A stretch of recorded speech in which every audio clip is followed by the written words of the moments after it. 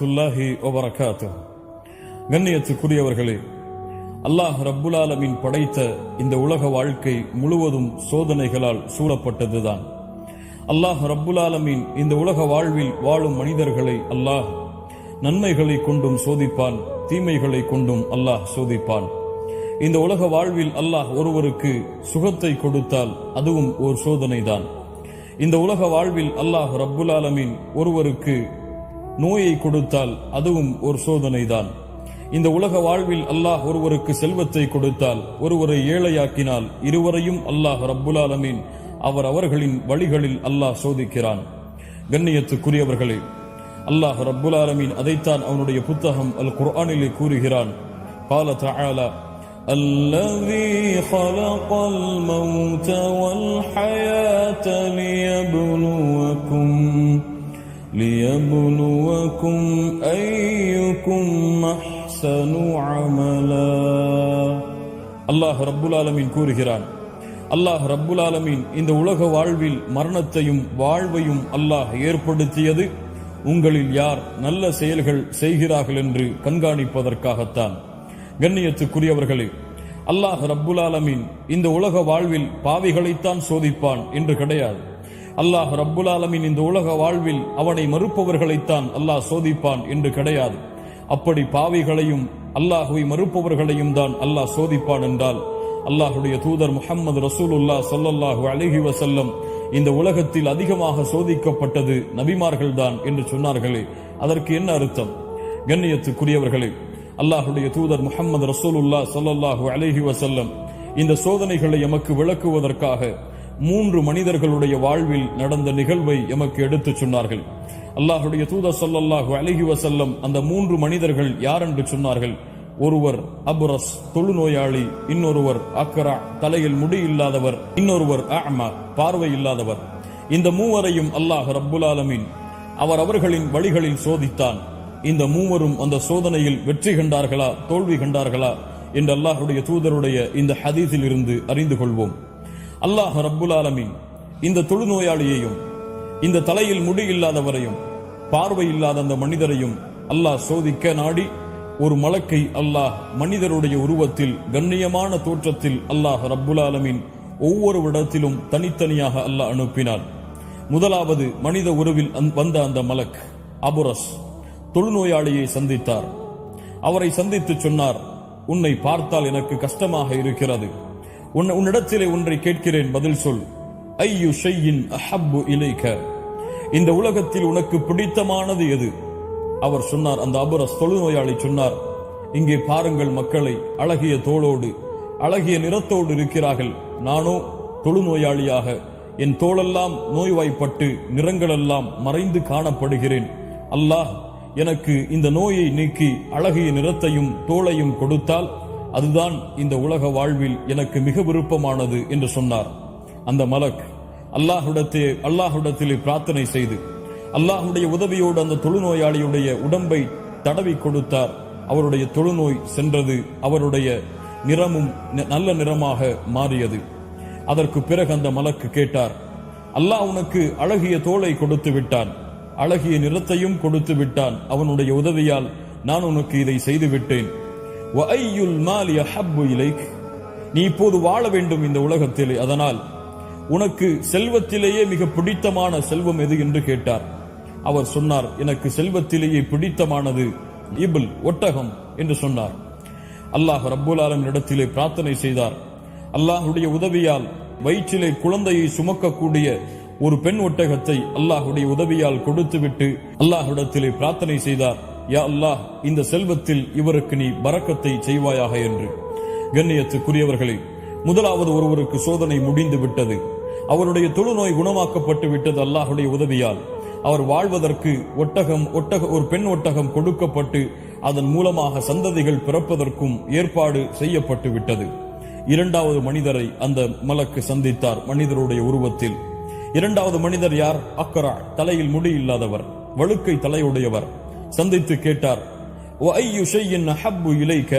தோழரே, இந்த உலகத்திலேயே உனக்கு பிடித்தமானது எது? அந்த தலையில் முடி இல்லாதவர் சொன்னார், எனக்கு இதுதான் மிகப்பெரிய குறை, இதனால் தான் மக்கள் என்னை கேவலப்படுத்துகிறார்கள், இழிவுபடுத்துகிறார்கள். எனக்கு தலையில் முடி வந்து விட்டால் அதுதான் இந்த உலகத்தில் எனக்கு விருப்பமானது. அல்லாஹ்விடத்திலே அந்த மலக்கு பிரார்த்தனை செய்து அவருடைய தலையை தடகி கொடுத்தார். அதன் மூலமாக முடிகள் வளர்ந்தது. அதற்கு பிறகு கேட்டார், வஅய்யுல் மாலி அஹப்பு இலைக், உனக்கு செல்வத்தில் விருப்பமானது எது? அவர் சொன்னால், அல் பக்ரா, மாடு. அல்லாஹ் ரப்புல் ஆலமீன் குழந்தையை சுமக்கக்கூடிய ஒரு பெண் பசுவை அவருக்கு அல்லாஹ் கொடுக்குமாறு ஏவி அந்த மலக் அதை கொடுத்தார். அதன் மூலமாக சந்ததிகள் ஏற்பட்டு அவர் அந்த செல்வத்தை வளர்த்து வாழ்வதற்காக, மூன்றாவது சோதனையை செய்வதற்காக மூன்றாவது மனிதரை அந்த மலக்கு சந்தித்தார். அவர் யார்? அஅமா, பார்வை இல்லாதவர், கண் இல்லாதவர், இரண்டு பார்வைகளும் இல்லாதவர். அவரை சந்தித்த அந்த மலக்கு கேட்டார், வஅய்யு ஷைஇன் அஹப்பு இலைக, உனக்கு இந்த உலகத்தில் விருப்பமானது எது? அவர் சொன்னார், பார்வை இல்லை, இரண்டு கண்களாலும் பார்க்க முடியவில்லை, இந்த உலகத்தை நான் பார்த்ததில்லை, இந்த உலகத்துடைய மனிதர்களை நான் பார்த்ததில்லை, அதனால் எனக்கு இந்த உலகத்தில் மிக விருப்பமானது பார்வைதான். அந்த பார்வையை அல்லாஹ் எனக்கு கொடுத்தால் அதுவே போதுமானது. அல்லாஹுடைய உதவியால் அந்த மலக் அந்த பார்வை இல்லாத அந்த மனிதருடைய இரண்டு கண்களையும் தடவி கொடுத்தார். அல்லாஹுடைய உதவியால் அவர் பார்வை பெற்றார். மறுபடியும் கேட்டார், வஅய்யுல் மாலி அஹப்பு இலைக், செல்வத்தில் மிக விருப்பமானது உனக்கு எது என்று. அவர் சொன்னார், செல்வத்தில் எனக்கு மிக விருப்பமானது ஆடுகள் என்று. அல்லாஹுடைய உதவியால் ஒரு பெண்ணாட்டை, வயிற்றிலே குழந்தையை சுமக்கக்கூடிய ஒரு பெண்ணாட்டை அந்த பார்வை இல்லாமல் பார்வை கிடைத்த அந்த மனிதருக்கு கொடுத்துவிட்டு அந்த மலக் அல்லாஹ்விடத்திலே பிரார்த்தனை செய்தார், யா அல்லாஹ், இவருக்கு இந்த செல்வத்திலே பரக்கத்தை ஏற்படுத்துவாயாக என்று. மூவரையும் அல்லாஹ் சோதித்து விட்டான். தொழுநோயாளியை அல்லாஹ் ரப்புல் ஆலமீன் நன்மையை கொண்டு சோதித்தான். அவருக்கு நோய் குணமாகி அழகிய நிறம் கிடைத்து விட்டது, தொழுநோயும் குணமாகிவிட்டது. அதோடு சேர்த்து ஒட்டக மந்தைகளும் அவருக்கு அமைந்து விட்டது. இரண்டாவது மனிதர் தலையில் ஒழுக்கை தலையுடையவர், அவருக்கு முடி வளர்ந்து விட்டது அல்லாஹுடைய உதவியால். அவருக்கு மாடுகளுடைய மந்தைகளும் கிடைத்து விட்டது. மூன்றாவது மனிதர் பார்வை இல்லாதவர், பார்வையும் கிடைத்து விட்டது. அதோடு சேர்த்து ஆடுகளுடைய மந்தையும் அவருக்கு கிடைத்து விட்டது. அல்லாஹ் ரப்புல் ஆலமீன் மலக்குடைய உதவியால் இதை அல்லாஹ் ரப்புல் ஆலமீன் நிறைவேற்றி விட்டான். கண்ணியத்துக்குரியவர்களே, இந்த மூவருக்கும் இந்த செல்வங்களும் இந்த நோய்களும் குணமாக்கப்பட்டது ஏன்? அல்லாஹ் ரப்புல் ஆலமீன் இந்த மூவரையும் இதற்கு பிறகு எப்படி சோதித்து இவர்கள் சோதனையில் வெற்றி கண்டார்களா தோல்வி கண்டார்களா என்பதை அல்லாஹ் ரப்புல் ஆலமீன் முடிவெடுத்தான். அல்லாஹுடைய சோதனையில் இந்த மூன்று பேருடைய நிலைமை என்ன? அல்லாஹ் மறுபடியும் ஒரு மலக்கை அனுப்புகிறான். அல்லாஹ் அக்பர். அந்த மலக் ஏழ்மையுடைய தோற்றத்தில் வருகிறார், மிஸ்கீனாக வருகிறார். முதலாவது மிஸ்கீனுடைய தோற்றத்தில் உள்ள அந்த மலக் முதலாவது குணமாக்கிய தொழுநோயாளியை சந்திக்கிறார். தொழுநோயாளியை பார்த்து சொல்லுகிறார், தொழுநோயாளி அல்ல அவர், அப்போது உடலெல்லாம் அழகு பெற்று இருக்கக்கூடிய மனிதர். அவரை பார்த்து கேட்டார், நான் ஒரு வழிப்போக்கன், வழியில் வரும் பொழுது என் செல்வங்களெல்லாம் அழிந்து விட்டது. நீ வைத்திருக்கக்கூடிய ஒட்டக மந்தையில் ஏதாவது ஒரு ஒட்டகத்தை கொடுத்தால் அதன் மூலமாக என் வாழ்வை நான் அமைத்துக் கொள்ளுவேன் என்று கேட்டார்.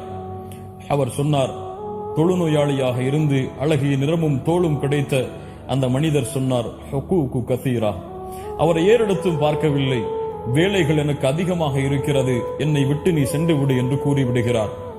அப்போது அவர் சொன்னார், அல்லாவிற்கு பிறகு உன்னைத்தான் நான் நாடி வந்திருக்கிறேன், அதனால் எனக்கு ஏதாவது ஒரு உதவி செய். அவர் மறுபடியும் புறக்கணித்தார். அப்போது அந்த மலக்கு சொன்னார், உன்னை நான் அறிந்திருக்கிறேன், நீ இந்த ஊரில் தொழுநோயாளியாகத்தானே இருந்தாய், உனக்கு செல்வங்கள் இல்லாமல் தானே இருந்தது, அல்லாஹ் தானே உனக்கு இந்த நோயை குணப்படுத்தி இந்த செல்வங்களை எல்லாம் அல்லாஹ் தானே கொடுத்தான். அந்த ஏழ்மையின் தோற்றத்தில் இருந்த அந்த மலக்கை பார்த்த அந்த மனிதர் சொன்னார், யார் சொன்னது அப்படி? யார் சொன்னது அப்படி? இந்த செல்வம் அல்லாஹ் எனக்கு கொடுத்ததா? இந்த செல்வம் திடீரென எனக்கு ஏற்படுத்தப்பட்டதா? அப்படி ஒருபோதும் அல்ல.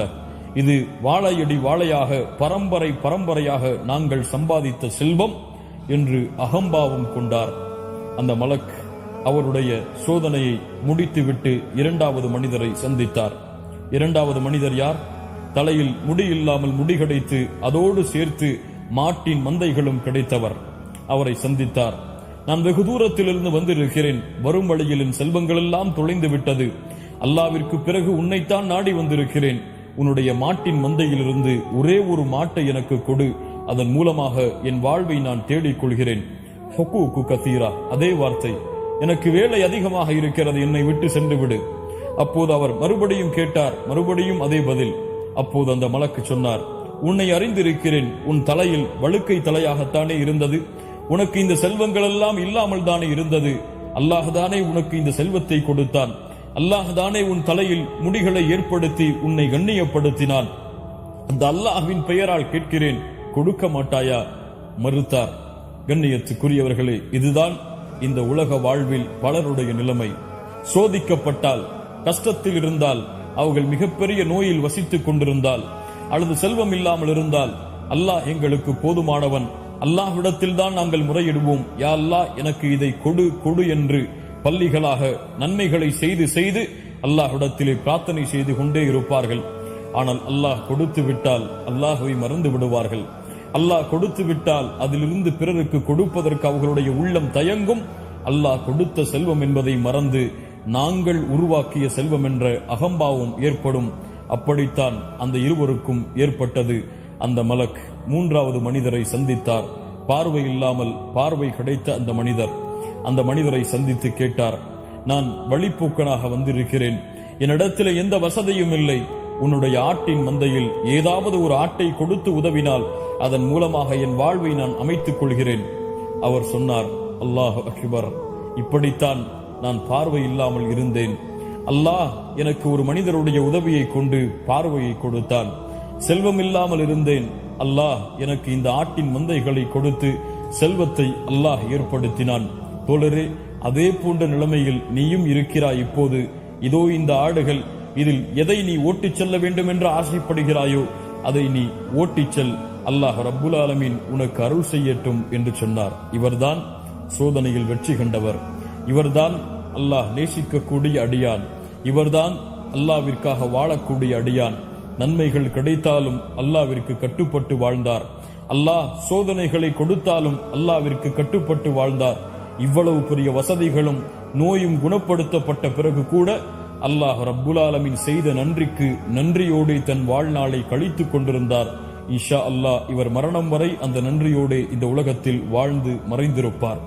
கண்ணியத்துக்குரியவர்களை அந்த மலக்கு சொன்னார், ரத்தியல்லாஹு அன்க, அல்லாஹு அக்பர், ரத்தியல்லாஹு அன்க, உன்னை கொண்டு அல்லாஹ் பொருந்திக் கொண்டான், அந்த இருவரின் மீதும் அல்லாஹ் ரப்புல் ஆலமீன் கோபம் கொண்டு விட்டான் என்று கூறிய அந்த மலக் அல்லாஹ் ரப்புல் ஆலமீன் கொடுத்த பணியை முடித்துவிட்டு சென்றார். கண்ணியத்துக்குரியவர்களே, இந்த நிகழ்வு தரக்கூடிய பாடம், இந்த நிகழ்வு தரக்கூடிய படிப்பினை எம்முடைய வாழ்வில் 1000 மடங்கு பெருக வேண்டும்.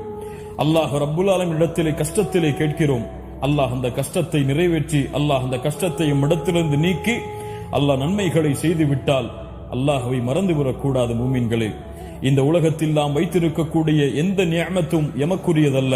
இந்த பார்வை எமக்குரியதல்ல, இந்த உடல் எமக்குரியதல்ல, இந்த நாவு எமக்குரியதல்ல, இந்த சொற்கள் எமக்குரியதல்ல, இந்த வானம் பூமியில் உள்ள எதுவும் எமக்கு சொந்தமானதல்ல.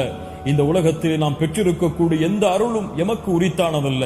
சாலிஹான மனைவி அல்லாஹ் எமக்கு கொடுத்த அருள்கொடை, எம்முடைய குழந்தைகள் அல்லாஹ் எமக்கு கொடுத்த அருள்கொடை, எதுவும் எம்மால் உருவாக்கப்படவில்லை, எல்லாம் அல்லாஹ் எமக்கு கொடுத்தது. அல்லாஹ் ரப்புல் ஆலமீன் அவனுடைய புத்தகம் அல் குர்ஆனிலே அதைத்தான் சொல்கிறான், வமா பிக்கும் மின் நிஅமத்தின் ஃபமினல்லாஹ், உங்களிடத்திலே இருக்கக்கூடிய எல்லா அருள்கொடைகளும் அல்லாஹ்விடத்தில் இருந்து உங்களுக்கு வந்தது. வஆதாக்கும் மின் குல்லி மா சஅல்துமு, நீங்கள் கேட்ட அனைத்து விஷயங்களையும் அல்லாஹ் உங்களுக்கு கொடுத்திருக்கிறான். வ இன் தஉது நிஅமத்தல்லாஹ், அல்லாஹ்வுடைய அருள்கொடையை நீங்கள் எண்ண ஆரம்பித்தால் லா துஹ்ஸூஹா, எண்ணி முடிக்க முடியாது. மூமின்களே, சோதனை வந்தால் பொறுமையை கையாளுங்கள். நன்மைகளை அல்லாஹ் கொடுத்தால், சுகமாக உங்களை வாழ வைத்திருந்தால் அல்லாஹ் கொடுத்ததென்று நன்றியோடு வாழுங்கள். அல்லாஹ் எப்படி அந்த பார்வை இல்லாமல் பார்வை கிடைத்து செல்வம் கிடைத்ததற்கு பிறகும் அல்லாஹ்விற்கு நன்றியோடு வாழ்ந்தாரோ, அவரை எப்படி அல்லாஹ் பொருந்திக் கொண்டானோ, அது போன்று அல்லாஹ் உங்களையும் என்னையும் இப்படி வாழ்ந்தால் பொருந்திக் கொள்வான். அல்லாஹ் ரப்புல் ஆலமீன் அதற்கு அருள் செய்யட்டும். அஸ்ஸலாமு அலைக்கும் வரஹ்மத்துல்லாஹி வபரகாத்துஹு.